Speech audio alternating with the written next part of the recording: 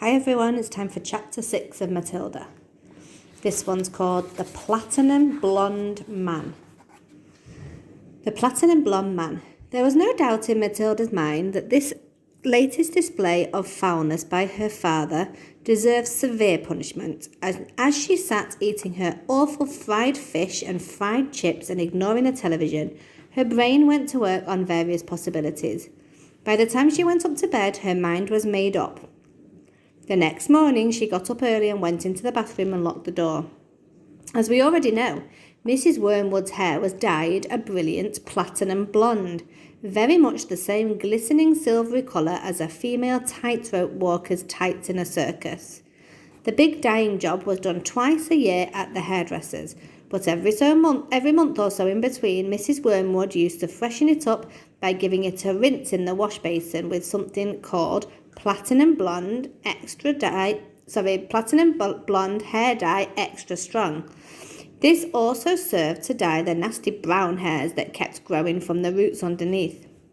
The bottle of Platinum Blonde Hair Dye Extra Strong was kept in the cupboard in the bathroom, and underneath the title on the label were written the words, "Caution, this is peroxide, keep away from children."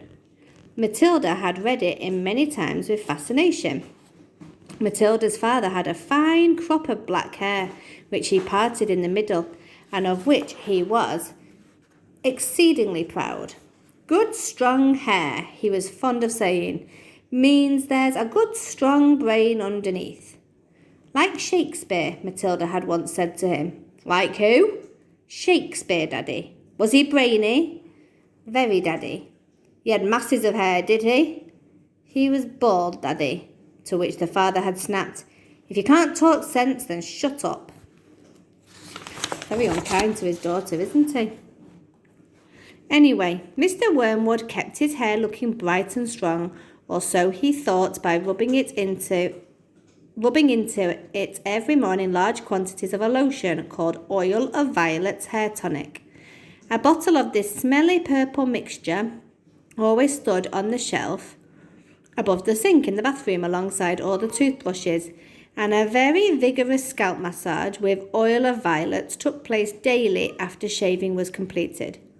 This hair and scalp massage was always accompanied by loud masculine grunts and heavy breathing and gasps of, "Ah, that's better, that's the stuff, rub it right into the roots," which could be clearly heard by Matilda in her bedroom across the corridor. Now, in the early morning privacy of the bathroom, Matilda unscrewed the cap of her father's oil of violets and tipped 3/4 of the contents down the drain. Then she filled the bottle up with her mother's platinum blonde hair dye extra strong. She carefully left enough of her father's original hair tonic in the bottle so that when she gave it a good shake, the whole thing still looked reasonably purple. She then replaced the bottle on the shelf above the sink, taking care to put her mother's bottle back in the cupboard. So far, so good. At breakfast time, Matilda sat quietly at the dining room table eating her cornflakes. Her brother sat opposite her with his back to the door, devouring hunks of bread smothered with a mixture of peanut butter and strawberry jam. The mother was just out of sight around the corner in the kitchen making Mr. Wormwood's breakfast, which always had to be 2 fried eggs on fried bread with 3 pork sausages and 3 strips of bacon and some fried tomatoes. At this point, Mr. Wormwood came noisily into the room. He was incapable of entering any room quietly, especially at breakfast time.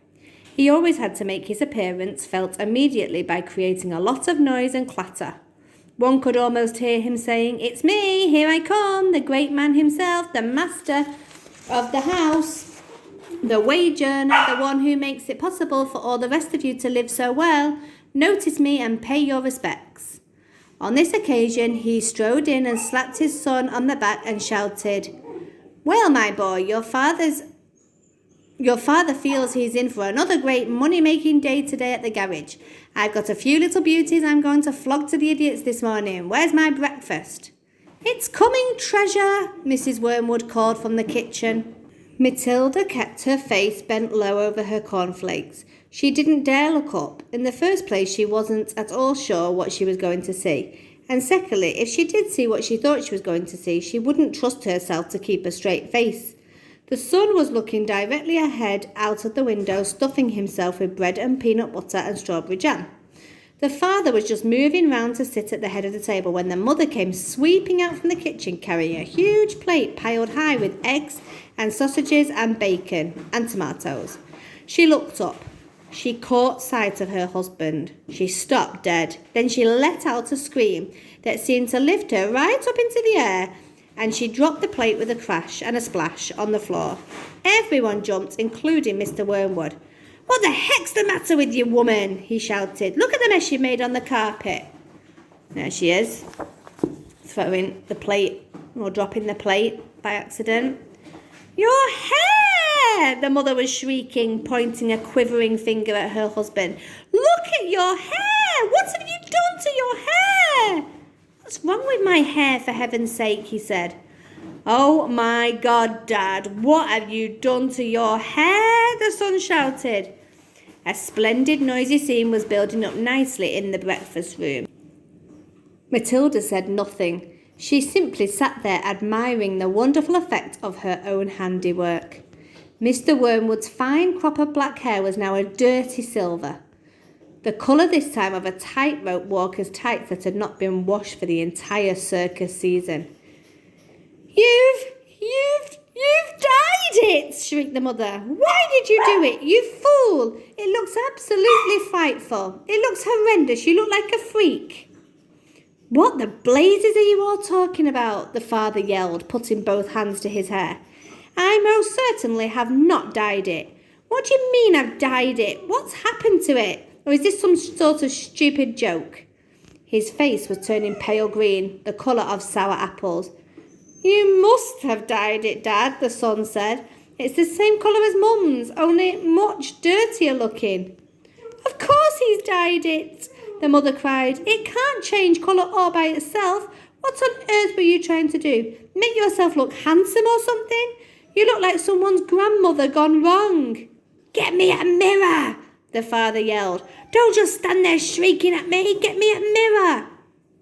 The mother's handbag lay on a chair at the other end of the table. She opened the bag and got out a powder compact that had a small round mirror on the inside of the lid. She opened the compact and handed it to her husband. He grabbed it and held it before his face, and in doing so spilled most of the powder all over the front of his fancy tweed jacket. "Be careful!" shrieked the mother.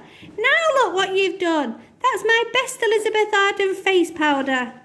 "Oh my God!" yelled the father, staring into the little mirror. "What's happened to me? I look terrible. I look just like you, gone wrong. I can't go down to the garage and sell cars like this.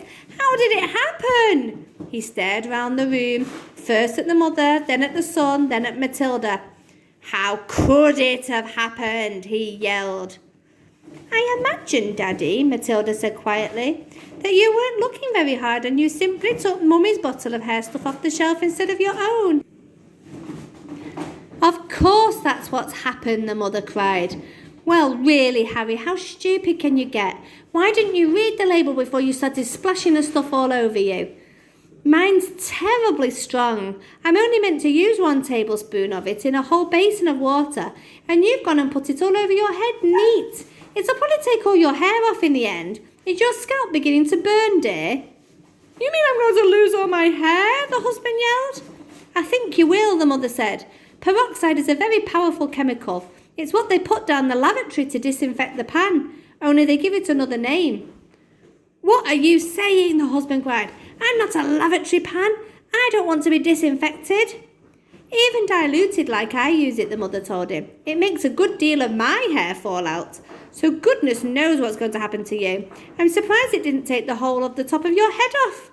"What shall I do?" wailed the father. "Tell me quick what to do before it starts falling out."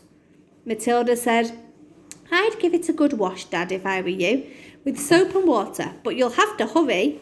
"Will that change the colour back?" the father asked anxiously. "Of course it won't, you twit," the mother said. "Then what do I do? I can't go around looking like this forever." "You'll have to have it dyed black," the mother said. "But wash it first or there won't be any left to dye."